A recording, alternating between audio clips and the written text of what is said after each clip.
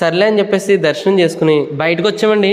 తర్వాత మా ఊడ ఆగలాక ఇంకా భోజనాలకు వెళ్ళిపోతుంది ఆరా అంటే సరే అని చెప్పేసి భోజనం దగ్గరికి వెళ్ళామండి. ఈ మధ్య కాలంలో ఈ బంతి భోజనాలు చూసి చాలా కాలం అయిందండి. మన సాంప్రదాయం ప్రకారం ఇలా బంతి భోజనాల్లో కూర్చొని భోజనం చేస్తే ఆ తృప్తే వేరండి. ముందుగా ఒక అరిటాకు, దాంతో పాటు ఒక వాటర్ బాటిల్ పెట్టారండి. తర్వాత అరిటాకు క్లీన్ చేసుకునే లోపే ముందుగా ప్రసాదం వచ్చిందండి. తర్వాత ఒక స్వీటు, అరటికాయ బజ్జీ, మసాలా వడ, పులిహార, బిర్యానీ, దాంతోపాటు ఉల్లి చట్నీ కూడా వేసారండి బిర్యానీలోకి. తర్వాత మళ్ళీ మష్రూమ్స్ కూర ఒకటి వచ్చిందండి. ఆ తర్వాత కారపూసతో బెండకాయతో ఫ్రై చేసినటువంటి ఫ్రై ఒకటి వచ్చిందండి. మళ్ళీ గుత్తొంకాయ కూర ఒకటి వచ్చిందండి. దాంతోపాటు పప్పు, అలాగే దోసకాయ పచ్చడి ఐటమ్స్ చూడడానికి చాలా ఎక్కువగా కనిపిస్తున్నాయండి.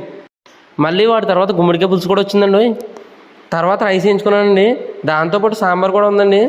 సాంబార్ రెగ్యులర్గా తినేదని చెప్పి మజ్జిగసారి తెమ్మన్నానండి. ఇంకా మజ్జిగసారి చాలా బాగుందండి టేస్ట్. దాని తర్వాత ఇంకా చిక్కడి పెరిగేసుకుని భోజనం ముగించానండి. అన్న సంతర్పణలో ఇంత బాగా పెట్టడం ఇదే తొలిసారండి నేను చూడడం.